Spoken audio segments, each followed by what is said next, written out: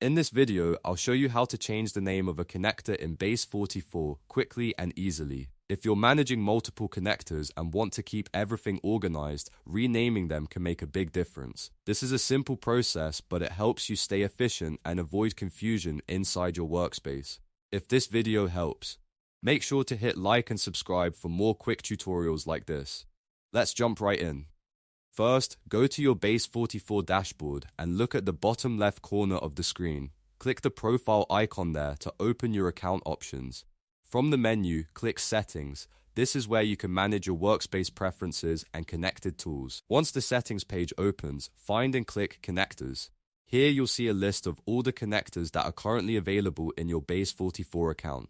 Now locate the connector whose name you want to change. When you find it, click View next to that connector. This opens the connector details so you can make changes. On the connector page, click Edit. This will open the editable fields for that connector. Now look for the text box labeled Connector Name.